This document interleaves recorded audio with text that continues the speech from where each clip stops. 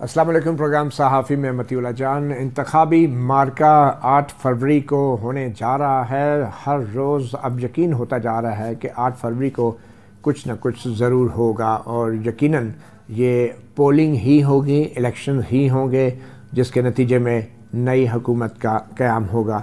मगर हम देख रहे हैं कि ये इलेक्शन और अब की बार जो इंतखाबी मुहिम है ये बड़ी ही गैर रवायती किस्म की इंतखाबी मुहिम है जो हमें सड़कों पे और गलियों और मोहल्लों में नज़र नहीं आ रही बल्कि सोशल मीडिया पर ज़्यादा नज़र आ रही है। और इसी हवाले से सोशल मीडिया की जो अहमियत है वो बढ़ती जा रही है। जो मार्का, जो इल्ज़ामात, जो प्रोपेगेंडा किसी ज़माने में रवायती मीडिया पर होता था अब सोशल मीडिया पर होता जा रहा है, जिसका सबसे बड़ा मसला ये है कि सोशल मीडिया के ऊपर वो कवायद और कवानीन लागू नहीं होते कि जो मुल्की मीडिया, जो मेनस्ट्रीम मीडिया है, टेलीविज़न, अखबारात, उन पे लागू होते हैं। और फिर सोशल मीडिया के ऊपर किसी भी मुल्क के इलेक्शंस पर असरअंदाज होने वाली कुव्वतें जो हैं उनका मुल्क में होना ज़रूरी नहीं। तो इसलिए अब की बार बज़ाहिर ये जंग सोशल मीडिया पर ही लड़ी जानी है। तो सोशल मीडिया के आज के ख़ास मेहमान हमने जो बुलाए हैं वो दोनों ही सोशल मीडिया के माहिर हैं। हमें निगत दाद ज्वाइन कर रही हैं जो डिजिटल राइट्स फाउंडेशन की एग्जीक्यूटिव डायरेक्टर हैं और अक़वाम मुत्तहिदा के सेक्रेटरी जनरल के artificial intelligence board advisory board का हिस्सा भी हैं। और उनके साथ हमें ज्वाइन कर रहे हैं असद बेग जो मीडिया मैटर्स फॉर डेमोक्रेसी एक थिंक टैंक है, उसके फाउंडर हैं। तुर्क इदारे TRT और BBC समेत बैनुल-अक़वामी इदारों के साथ मुंसलिक भी रह चुके हैं। निगहदाद मैं आपसे ही प्रोग्राम का आगाज़ करना चाहूँगा। ये जो अब की बार इलेक्शन हो रहा है ये बज़ाहिर सोशल मीडिया पर ज़्यादा इसकी कैंपेन हमें देखने को मिल रही है और जो भी प्रोपेगेंडा है या जो इल्ज़ामात लग रहे हैं उसमें सोशल मीडिया एक बहुत बड़ा रोल प्ले कर रहा है। यहाँ तक कि हमारे रियासती इदारों को भी कुछ फ़िक्र है, कुछ परेशानी है जिसका इजहार वो हाल ही में पिछले चंद हफ़्तों में 3 बार हमने देखा कि मुल्क में इंटरनेट की बंदिश हुई जिसको वो तकनीकी ख़राबी बता रहे हैं। तो आपके ख़्याल में अब की बार जो इलेक्शंस हैं इसमें सोशल मीडिया का क्या किरदार होगा और क्या 8 फरवरी को इलेक्शन वाले दिन सोशल मीडिया होगा भी या नहीं? सारे सवालात बहुत अहम है और मेरा ये ख्याल है कि सिर्फ ये कि हम इलेक्शंस के हवाले से सोशल मीडिया का इस्तेमाल ना देखें। ये जो डिसइंफॉर्मेशन या प्रोपेगेंडा या डीप फेक्स या जो भी बातें हम लोग अब इलेक्शन के जैसे जैसे बढ़ते जा रहे हैं, इलेक्शन के दिन की तरफ वो ज़्यादा होती जा रही है। ये पिछले चंद सालों में ये ऐसे ही रही है, प्रोपेगेंडा से भरी हुई, डिसइंफॉर्मेशन से भरी हुई, बयानियों को किस तरीके से तब्दील किया जाना। तो ये कोई ओवरनाइट ये चीज़ें सारी नहीं हुई हैं। लेकिन चूंकि अब कैंपेनिंग बहुत ज़्यादा हो रही है, कुछ हमें ऑफलाइन इतनी ज़्यादा एक्टिविटीज़ नज़र नहीं आ रही हैं सियासी जमातों की, लेकिन हमें ऑनलाइन बहुत ज़्यादा नज़र आ रही है। तो हमें अब वो प्रोपेगेंडा और हर चीज़ जो है वो बहुत वाज़े नज़र भी आ रही है। तो मुझे ये लगता है कि इन इलेक्शंस में बिला ऑनलाइन स्पेसेस का बहुत ज्यादा इस्तेमाल होगा, लेकिन उसके साथ साथ प्रोपेगेंडा जो है वो और ज्यादा सोफिस्टिकेटेड होता जाएगा दिन ब दिन। और मुझे लगता है कि इलेक्शन के करीब बहुत ज्यादा जो है वो एडवांस तरीके से इसको इस्तेमाल किया जाएगा। मुझे नहीं ये खबर अभी या यकीन नहीं है कि हम लोग कितने तैयार हैं इस प्रोपेगेंडा से डील करने के लिए। अभी जो डिफरेंट एक्शंस लिए जा रहे हैं, मुख्तलिफ शख्सियात को जो निशाना बनाया जाता है, ये पहले भी निशाना बनाया जाता रहा है, लेकिन एक्शन अब लिया जा रहा है। ये ज़्यादा अच्छा होता कि हम इसको वक्त के साथ साथ एड्रेस करते, और अब जो इतने ज़्यादा एकदम से हम लोगों को टैक्टिक्स या एक्शन नज़र आ रहे हैं वो ना होता तो बेहतर है। लेकिन ये कि वाकई डीप फेक और डिसइंफॉर्मेशन और प्रोपेगेंडा का बहुत ज़्यादा इस्तेमाल होगा बाय पॉलिटिकल पार्टीज बेसिकली और उनके सपोर्टर्स। ठीक है असद बेग साहब, आपके ख्याल में ये जो इलेक्शन आ रहे हैं इस इलेक्शन से पहले सोशल मीडिया पर जो भी हमें मालूमात मिल रही हैं और या अगर हम कहें कि प्रोपेगेंडा हमें पढ़ने को मिल रहा है, क्या इसके अंदर पाकिस्तान के अंदर मौजूद अनासर का ज़्यादा बड़ा किरदार है या पाकिस्तान से बाहर जो है वो ज़्यादा सोशली लोग एक्टिव हैं सोशल मीडिया के ऊपर? आप इसको कैसे देख रहे हैं? देखिए मती, पहले तो मुझे लगता था कि सिर्फ पाकिस्तान के अंदर है, लेकिन अब रिसेंटली कुछ जो हैशटैग्स के मैंने डेटास देखे हैं तो मुझे लगता है कि शायद बाहर से भी कुछ थोड़ा बहुत अब जो पॉलिटिकल पाकिस्तान के ऑब्वियसली लोग हैं जो कि पॉलिटिकली अवेयर हैं शायद वो कंट्रीब्यूट कर रहे हैं। अच्छा, इसमें एक बड़ी इंपॉर्टेंट आपने मती बात की है, वो है इलेक्शंस में प्रोपेगेंडा की। देखें, जो हमारे से करीब तरीन एग्जांपल है, मैं अक्सर ये बात आजकल में 1-2 दफा मैंने ये की है, वो बांग्लादेश है। बांग्लादेश में अभी इलेक्शंस हुए हैं, और अगर आप उसकी केस स्टडीज पढ़ें कि किस तरह से डीप फेक का इस्तेमाल हुआ है और ऑनलाइन प्रोपेगेंडा का इस्तेमाल हुआ है उस इलेक्शंस में, तो आपको ये बहुत अच्छी तरीके से आइडिया हो जाएगा कि हमारे अब इलेक्शंस में क्या होने वाला है। नंबर 1। नंबर 2, देखिए बड़ा जरूरी है कि हम ये देखें कि सिर्फ इलेक्शंस में नहीं, उसके आसपास में भी जो ऑनलाइन प्रोपेगेंडा है वो किस तरह से होता रहा है और किन एक्टर्स को टारगेट किया जाता रहा है। देखिए, आज ही एक इंडिपेंडेंट स्टोरी पब्लिश की है, और ये हमने एक्चुअली डेटा इन्वेस्टिगेट किया था 2021 में हमने ये किया था, और वो एक ट्रेंड था जो कि अदलिया के खिलाफ चल रहा था, और वो एक एग्जाम्पल था सिर्फ बताने के लिए कि जो प्रोपेगेंडा या हेट स्पीच है वो किस तरह ऑर्गेनाइज तरीके से फैलाया जाता है। वो आज उन्होंने पब्लिश किया, मेरे ख्याल से in relation to what Murtaza Aslam has said the accounts and so on, but वो सिर्फ एक एग्जाम्पल है। इसी तरह से ही आई थिंक मती मुझसे बहुत बेहतर आप जानते होंगे, because you have been receiving you have been at the receiving end of hate speech बहुत ज्यादा, और बहुत जो बाकी सहाफी भी, तो उससे ये बहुत एम्पली ये चीज क्लियर हो जाती है कि ये जो प्रोपेगेंडा फोर्सेस हैं ये अब ना सिर्फ ये कि पहले भी एक्टिव थी, अब वो डबल एक्टिव हो गई। और अब मुझे खदशा जो है, जिस तरह निगत बात करी थी कि we are not prepared for it, हम इसके लिए तैयार नहीं है, मुझे खदशा ये है कि खुदा ना खास्ता ये जो हेट स्पीच है ये ऑनलाइन ऑन ग्राउंड वायलेंस में ना कन्वर्ट हो, क्योंकि अभी तक जो हालात चल रहे हैं और जिस तरह से हेट स्पीच अनचेक्ड जा रही है प्लेटफॉर्म्स पे, मुझे लगता है कि शायद खुदा ना खास्ता कहीं ना कहीं चांस है कि ये फिजिकल वायलेंस में भी कन्वर्ट हो सकता है।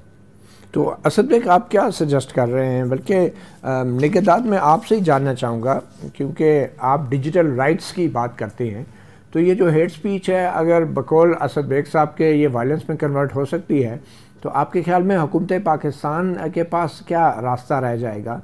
और क्या जो हम पिछले चंद हफ्तों में बार बार इंटरनेट की पाकिस्तान में बंदिश देख रहे हैं, क्या ये एक वैलिड वजह हो सकती है इंटरनेट की बंदिश की पाकिस्तान में इलेक्शन से पहले, या फिर इससे भी ज़्यादा फ्रीडम मिलनी चाहिए? क्योंकि रवायती तौर पे तो हम इंटरनेट बंद कर देंगे तो इससे ज़्यादा अफरा तफरी और ज़्यादा क्यास पैदा नहीं होगा अगर मालूमात की दस्तयाबी नहीं होगी, इंफॉर्मेशन फ़्लो नहीं होगा, और ख़ास तौर पे इलेक्शन वाले दिन ज़्यादा क्यास नहीं होगा अगर इंटरनेट के ऊपर पाबंदियाँ लग गई तो?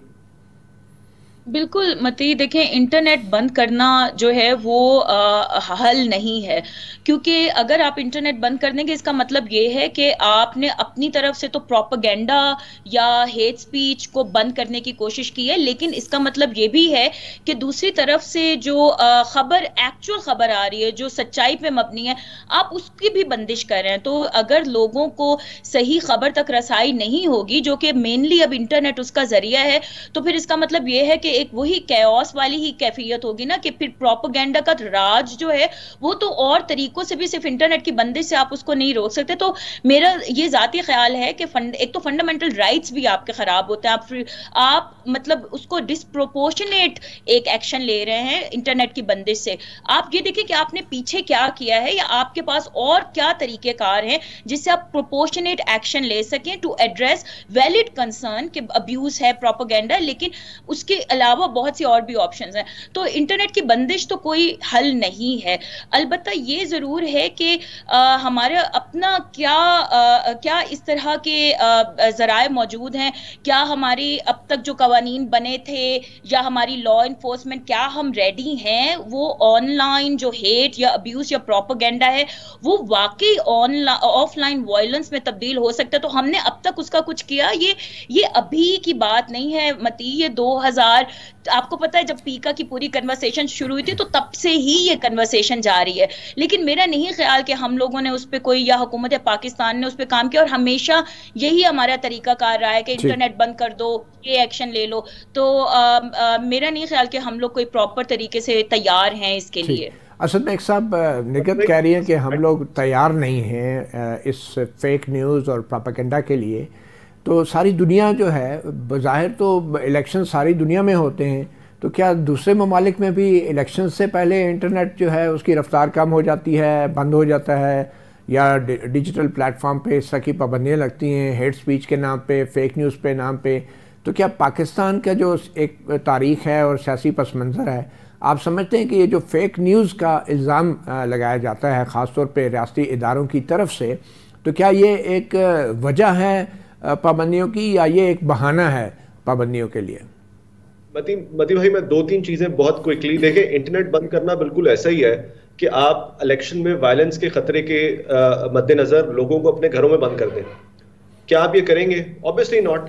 लेकिन ये है कि इंटरनेट बंद करना हमें इसलिए वो ज्यादा आसान लगता है, या पैलेटेबल अंग्रेजी में हम कहते हैं कि वो लगता है क्योंकि हमें लगता है कि इंटरनेट फंडामेंटल राइट नहीं है। हालांकि बिल्कुल ऐसा नहीं है, इंटरनेट फंडामेंटल राइट है।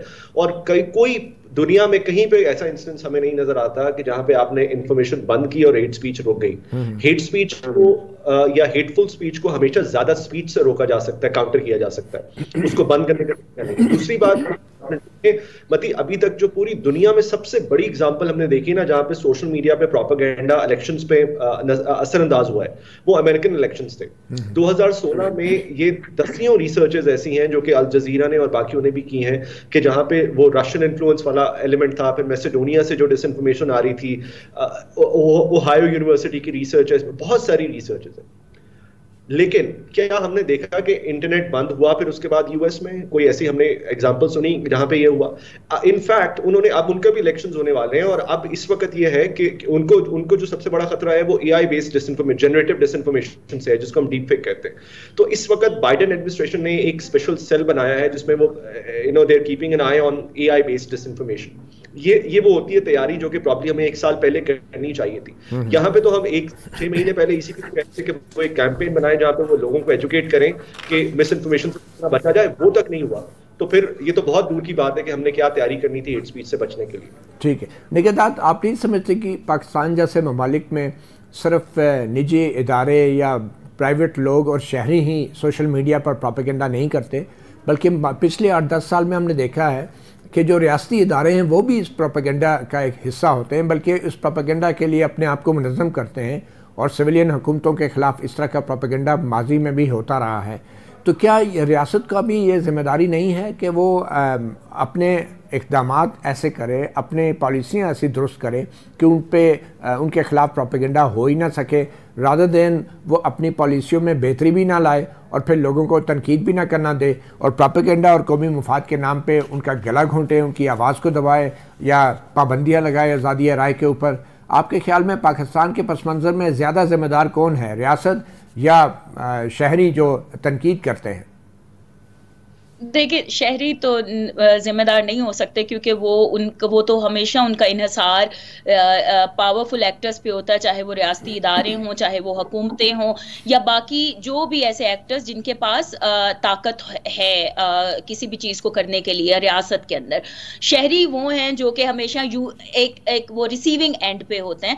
लेकिन ये कि रियासत के जो इदारे हैं या हुकूमती इदारे हैं, मतलब वो जिम्मेदार इस वजह से हैं कि अगर तो आप खुद भी उन लोगों में शामिल हैं जो कि प्रोपेगेंडा जिन्होंने फैलाया है या जिन्होंने ये एक रस्म रखी है, अब अगर आप उसमें इंप्रूवमेंट लाने की कोशिश करें, लेकिन वो एक बीज तो आपने बो दिया ना, तो वो उससे ये हुआ कि बाकी जो लोग हैं उनको भी ये शय मिल गई कि वो भी उस प्रोपेगेंडा को ज्यादा डेंजरस प्रोपेगेंडा से काउंटर कर सकते हैं। और ये शहरी नहीं है, ये पावरफुल आपस में एक्टर्स हैं जो प्रोपेगेंडा को प्रोपेगेंडा के साथ वो करें।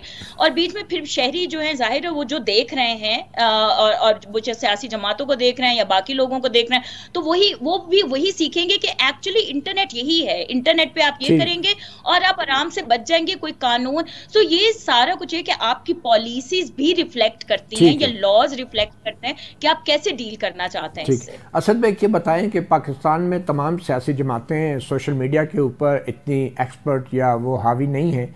सबसे ज़्यादा जो तेज़ जमात है वो तहरीक-ए-इंसाफ ही रही है। तो हाल ही में जो पाकिस्तान में इंटरनेट की बंदिश देखने को मिली 2-3 मरतबा, और अब ये भी कहा जा रहा है कि शायद इलेक्शन वाले दिन भी इस तरह की पाबंदी हमें देखने को मिले, तो इसका क्या तहरीक-ए-इंसाफ की से भी कोई ताल्लुक़ है जो इस वक्त बज़ाहिर ज़ेर-ए-अताब है और सोशल मीडिया के ऊपर अपनी इंतखाबी मुहिम और कुछ मामलात में तो प्रोपेगेंडा की हद तक जा रही हैं? देखिए, बज़ाहिर तो यही लगता है, लेकिन अच्छी बात यह है कि सिंध हाई कोर्ट का मैंने सुना है कि डिसीजन आया है कि वो उन्होंने कहा है कि आप इलेक्शन से पहले या इलेक्शन के दौरान इंटरनेट बंद नहीं करेंगे, जो कि मेरे ख्याल में एक बहुत अच्छी बात है। लेकिन मैं क्विकली इसमें ऐड कर दूं जो आप निकट बात भी कर रही थी, प्रोपेगेंडा क्या होता है? प्रोपेगेंडा ये नहीं होता कि 4 लोग बैठ के अपने लैपटॉप्स लेके ट्वीट करने लग जाए। प्रोपेगेंडा के लिए पूरा एक इकोसिस्टम बनाया जाता है जहां पे लोग उस प्रोसेस से बेनिफिट होते हैं। लोग, जरूरी नहीं है कि आप किसी को पैसे दे रहे हो प्रोपेगेंडा के लिए, लेकिन प्रोपेगेंडा करने वाले वो जो इकोसिस्टम होता है उसमें बेनिफिट होते हैं उससे।